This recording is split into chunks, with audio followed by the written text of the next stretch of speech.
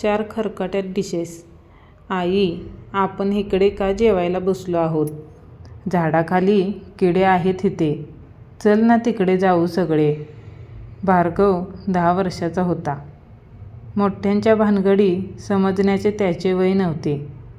त्याची मोठी बहीण कोमल 16 वर्षाची होती. तिला फार काही कल्पना होती असे नव्हे, पण इतके कळत होते की आई योग्य निर्णय घेत असणार. आई म्हणजे नीलाक्षी, नीला.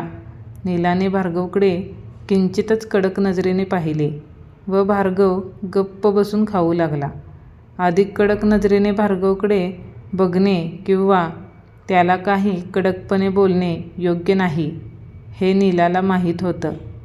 मात्र भार्गव गप्प बसल्यावर डोळ्यात किंचित पाणी आले आणि नीलाने नवऱ्याकडे, मेजरकडे चुटपुटत पाहिले. तिच्या नवऱ्याला गंमत म्हणून सगळे मेजर म्हणत. मेजरनंही मान खाली घातली. कोमल गपचूप खाऊ लागली. पलीकडे काही अंतरावर जल्लोष सुरू होता. नीलाच्या सख्ख्या मोठ्या बहिणीच्या मुलाच्या लग्नाचे रिसेप्शन होते. एकीकडे प्रशस्त पसरलेला बुफे, एकीकडे एक जादूगार जादू करून दाखवतोय. एकीकडे मैदानात 150-200 लोक भोजनाचा आस्वाद घेत गप्पा झोडतायत. एकीकडे मुलाचे आणि मुलीचे मित्रमैत्रिणी नवीन गाण्यावर नाचतायत आणि एकीकडे नीलाची बहीण आणि तिचे मिस्टर सगळ्यांची विचारपूस करतायत. फक्त नीलाचे कुटुंब बुफेमधून मोजके पदार्थ व एक स्वीट डिश ताटात घेऊन इकडे एका अंधाऱ्या झाडाखाली असलेल्या पारावर बसून जेवण करत होते. जेवण मस्त होते, वादच नाही. दोन्ही घरचे तगडे श्रीमंत होते.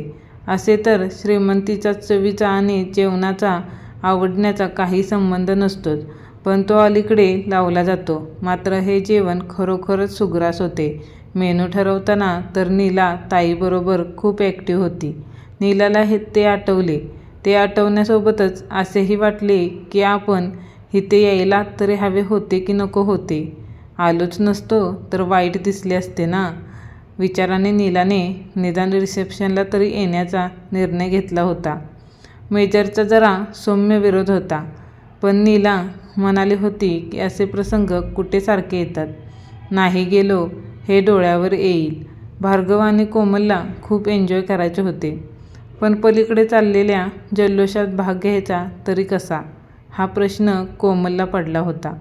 भार्गवला आशा होती की त्याची आई निदान त्याला तरी डान्स फ्लोअरवर जायची परवानगी देईल. चला, झाले का? मेजरने नीलाकडे व मुलांकडे बघत उगीचच विचारले. नीलाने निरर्थकपणे मान हलवत डिश झाडाच्या पारावर ठेवली. मग कोमलनेही ठेवली. खरे तर कोमल पोटभर जेवलीच नव्हती. मेजरचे जेवण आधीच झालेले होते. मेजर मोठा शिस्तीचा, स्वतः शिस्त पाळणार आणि शिस्त न पाळणाऱ्यांना अद्दल घडवण्याची हिंमत दाखवणारा. मात्र त्याला आता कशातच रस नव्हता. हे कसले लग्नाचे जेवण? मेजरच्या मनात येत होते. भार्गव डान्स फ्लोअरवर नाचणारी त्याची सगळी भावंडे पाहून एक एक घास खात होता. त्याला किंचितशी घाई करत नीला म्हणाली, चला भागोबा, उशीर झालाय. चला पटकन पार्किंगकडे. आई, मावशी का रडते? लग्न म्हणजे चांगले असते ना. नीलाने भार्गवला थोपटले व चुचकारले. हळूहळू सगळे उठले आणि पार्किंगकडे गेले. अनेक दिवस पाऊस पडत होता. विचित्र मौसम होता. आकाश आणि नीलाचे डोळे यांना आज एकाच वेळी एकच काम सुचले होते. मेजर नीलाला थोपटत होता. कोमलला कळत होते की इतके जवळचे नाते असूनही मावशी आणि तिच्या घरच्यांनी साधी विचारपूसही केली नाही. भार्गवला तेही कळत नव्हते. मेजरने नेहमीप्रमाणे ड्रायव्हवेमधून सुरळीतपणे गाडी बाहेर काढून रस्त्यावर आणली. आलो नसतो तरी चालले असते. मेजर हळूच पुटपुटला खरे, पण नीलाने ते व्यवस्थित ऐकले. एरवी नीला उसळून काहीतरी म्हणली असती, मात्र आज तिच्या तोंडात वेगळे उद्गार आले.